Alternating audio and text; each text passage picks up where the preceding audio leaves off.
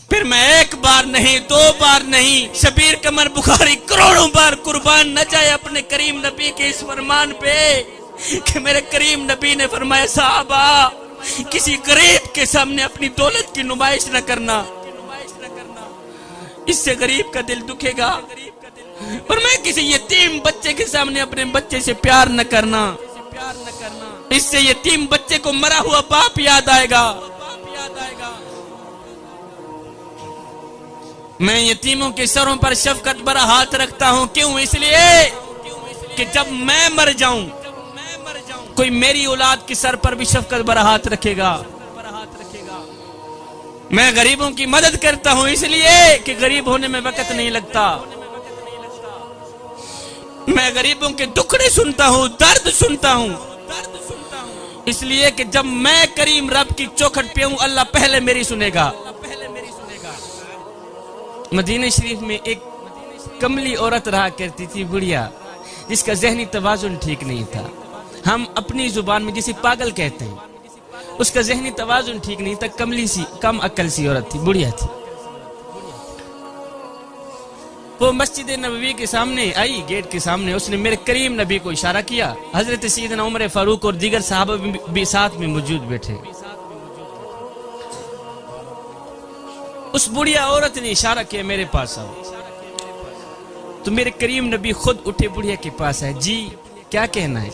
اس نے کہا جی یہاں نہیں کہنا، یہ جو سامنے میدان پڑا ہے نا وہاں کچھ کہنا ہے۔ میرے کریم نبی ساتھ چلے گئے، دور جا کر کڑکتی دھوپ ہے، تتی ریت ہے، وہ کملی سی عورت تھی، وہ ایسے ہی بے تک کی باتیں کرتی ہے، میرے کریم نبی سنتے رہے، گھماتی رہی، پھراتی رہی، گھنٹہ گزرا، 2 گھنٹے گزرے، سیدنا عمر فاروق رضی اللہ تعالی عنہ کو غصہ آنے لگا، دیکھو اس مئی کے کام، اللہ اکبر، حضور کا نازک بدن، اوپر سے کڑکتی دھوپ، ادھر سے قیمتی وقت، اس عورت کو ذرا بھی احساس نہیں ہے۔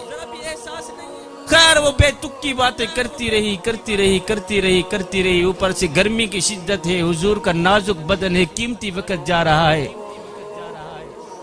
جب وہ عورت تھکی نا، وہ اپنے گھر کی طرف گئی، میرے کریم نبی مسجد میں آئے، آ کے بیٹھے، سیدنا عمر فاروق رضی اللہ تعالی عنہ ہاتھ جوڑ کے عرضی کرنے لگے، میرے کریم نبی آپ جانتے نہیں ہیں وہ کملی سی عورت ہے،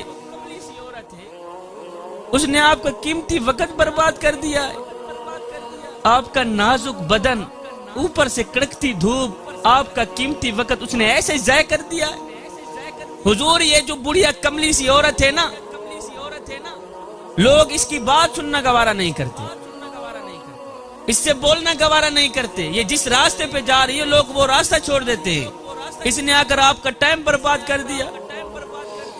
میرے کریم نبی نے ایسے سر اٹھایا، عمر کو دیکھا، دیکھ کر کہنے لگے عمر پورے مدینے میں اس بیچاری کی کوئی بات نہیں سنتا، اگر میں بھی اس کی بات نہ سنوں تو اور کون سنے گا؟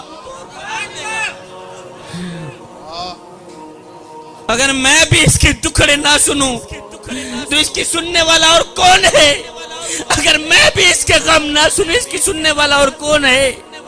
عمر جا کے اس کملی سی پاگل سی عورت کو کہہ دو میرا نبی فرما رہا ہے جب دکھ زیادہ ہو جائے، جب غم زیادہ ہو جائے، جب سینے پہ غموں کا وزن پڑ جائے تو یہ وزن ہلکا کرنے کے لیے کسی اور کی چوکھٹ پہ نہ جانا، میں محمد کی چوکھٹ پر آ جانا، تو سناتی جائے گی، محمد سنتا جائے گا۔